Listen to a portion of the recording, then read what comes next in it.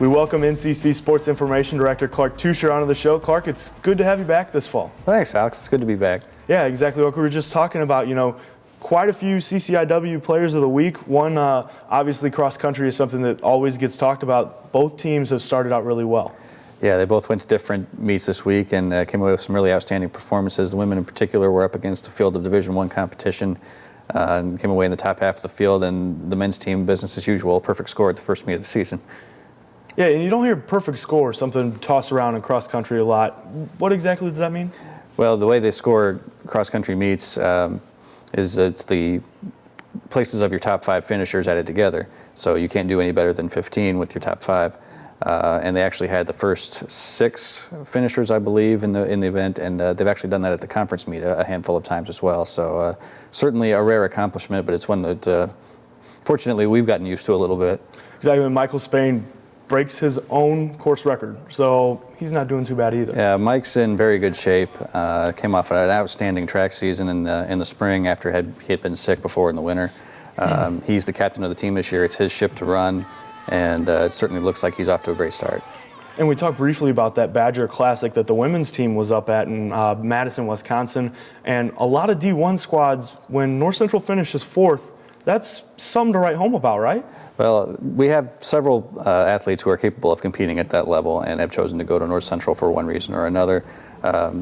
Certainly, we're happy that they've done that, and they really, took that as the challenge that it was, and really took it on and embraced it, and came away with a positive result because of it. And we go from one CCIW Player of the Week to another. Alyssa Gaudio from the golf team obviously has played pretty well to start out the season. She has led an outstanding start for that team. They've won 2 out of 3 tournaments, and she's been the medalist at 2 of them and then lost a playoff for the medalist in the second one. So she has certainly stepped up her game in terms of being the only senior. Shot a 75 in the season opener down in Joliet at the St. Francis tournament, which she had previously shared that with one of her teammates, Marissa Maiko. They'd both shot a 76 in college. And then we also have Mary Kate Roan and Elena Dufour, who both finished in the scoring top 4 yesterday at the Cardinal Classic, and certainly look like they're going to be formidable players in the future. Yeah, no, I was talking to Coach Ty Thompson yesterday, and he was saying, yeah, we won this tournament, but the big goal is a CCIW Conference Championship, and that's something that's definitely something that's attainable for this squad, right? Well, that's something he's really been building for the last few years as they've gone about their recruiting and they've gone about their scheduling as well to prepare themselves to be ready for that. Now, certainly Illinois Wesleyan has been the power the last few years, and they will be a formidable team again this year, but it looks like this team is primed more than maybe some of the others have been to give them a run for their money at the CCIW Championships in October. Moving now to an indoor sport, the women's volleyball team has some high aspirations this year as well, and they haven't really disappointed to start the season. Yeah, they came off their first playoff bid in the program's history last year, and that's their first goal is to get back to that and try and win the conference this year. They started off the season, they won 3 out of 4 matches, kind of expected to win that 4th one. It was a close match, they lost it in 5 sets.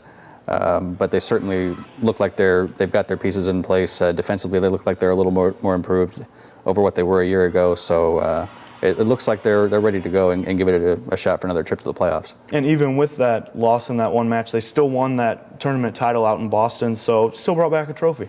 Absolutely, and that's always a nice thing to be able to do when you open the season. You got several new players trying to work into the mix, and I think they've got some things figured out that'll help them be a little stronger during the next week and the weeks to come. And Carthage, obviously the volleyball team that everybody talks about in the conference, and October 26th is that date at home, senior night. I was talking to a lot of girls, they have it circled on their calendar, and it looks like it's going to be shaping up to be a good matchup, right? That's the big one, and it could very well shape up to be the conference championship match because last year neither team lost to any of the other 6 teams in the conference. And that was North Central's only loss. Mm-hmm. So certainly, and that's also leading into the conference tournament, which is probably going to be held at one of those 2 locations. So a lot riding on that match, October 26th. Exactly, and both soccer squads having success as well. The men are 2-1 with wins over Lake Forest and Wisconsin Lutheran, so always good to get off on the right foot. Yeah, it's another team that's pretty young. They don't have any seniors on that squad. One of the question marks was going to be who was going to be up front scoring the goals. They got 2 goals out of a sophomore, TJ Simmons, in the season opener.